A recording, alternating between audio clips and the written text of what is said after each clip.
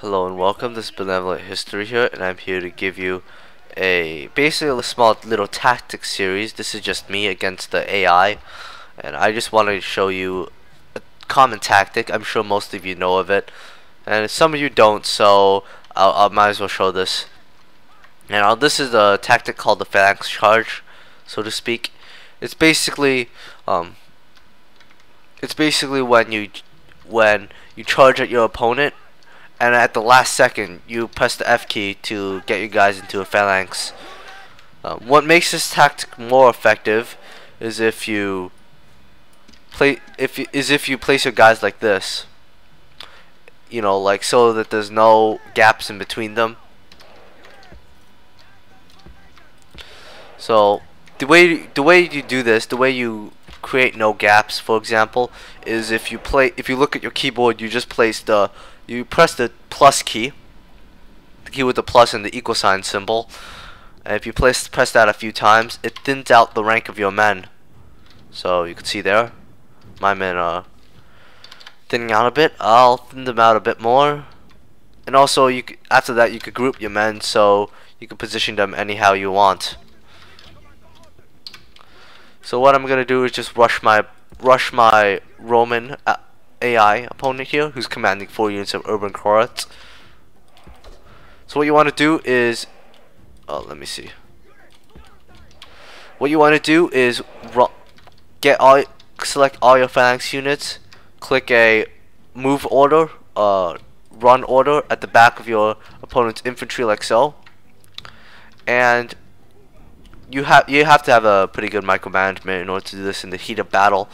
So at the last second you press the F key and press the backspace.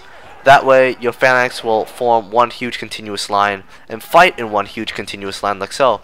This is a pretty good way in dealing with urban cohorts.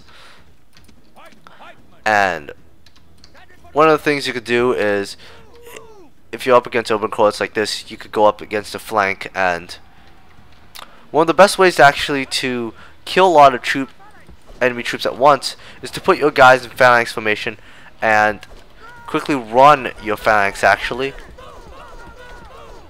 run through these infantry. I don't know why, but when you run through enemy infantry like this, it causes a lot of casualties,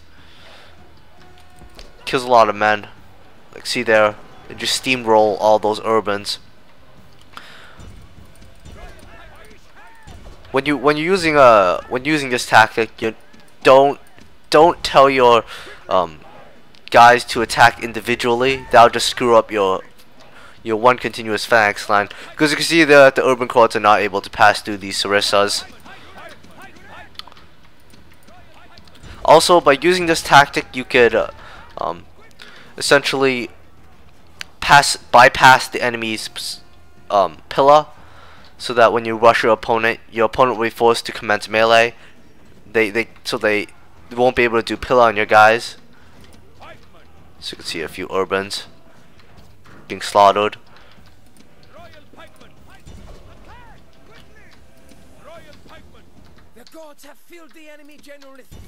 Also, this tactic is useful against not just urban cohorts, but any other sword unit. Perhaps you don't have to go into one continuous line, but you could use this tactic against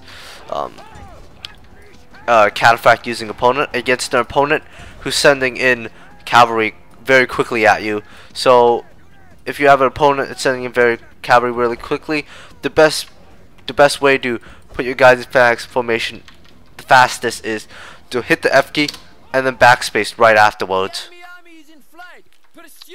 So you see that your phalanx troops will drop the phalanxes right away, because for example, if you have your phalanx, if you attack your enemy like so, like that, your guys will actually charge with the swords, and that's probably not the best choice to use with phalanx troops.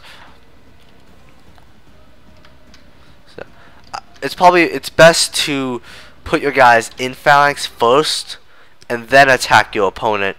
It's no good to charge your phalanx first and then go into phalanx, because that way your phalanx troops will already be outflanked. So I hope you enjoyed this little thing. I think I'll go with another tactic you could do as the Romans very soon. Hello and welcome. Now playing as the Roman player, and I'm playing as the Scipii Romans in reminiscence of my my Scipii campaign. Now that I finished it, and I'm up against the Macedonian AI. So I just want to show you a little tactic you could do as the Romans. Obviously, you want to utilize your pillar. So whenever you're up against these phalanx factions, you should not rush straight in unless you really have to. Unless you want to hold these guys off against any allies or whatever. But usually what you should do as the Romans is take advantage of the fact you have superior infantry. Just sit back and just use up your pillar right at the royal pikemen, like so, or any other phalanx unit. Because if your opponent's rushing up slowly like this, walking up like this, you'll be able to unleash a whole load of pillar right in the face. This is why, in my opinion, this is why I like doing a phalanx charge as the Hellenistic factions.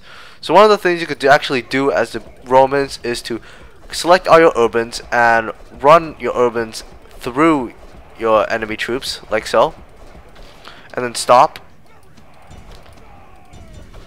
and tell your urbans to fight back against these royal pikemen. So you can see there immediately one royal pikeman just routed. Doing that, yes, you will lose a lot of your guys, but you will kill enemy phalanx troops faster. Though it's a bit risky to do so if your opponent created one line like so. If your opponent creates one continuous line with his royal pikemen, then it's pretty risky to do so, and I don't suggest doing it. But if your opponent didn't create one continuous line, as I said in the like previously 1 minute beforehand, if your opponent didn't create a continuous line, you could easily just do that trick and just run your urban cohorts like that. That way your urban cohorts will pass through the phalanx essentially. That's kind of strange, but yes, they will pass through the phalanx. Because that takes advantage of the fact that the urbans have more defense. So you can see there that I'm just bypassing the sarissas there, and then I attack the phalanx here. That completely bypasses the sarissa.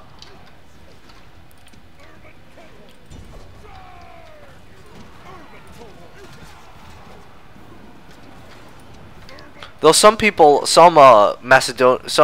playing as the Hellenistic factions, when they're up against the Romans, they like using like a pillar shield, like either a peasant, levy pikeman, or something like that. Well, that's a pretty good idea. But if you're gonna use the phalanx charge, I don't think it's necessary if you're gonna just phalanx charge your opponent anyway. So I hope you enjoyed that and learned something. I hope you learned something and enjoyed that. So yeah.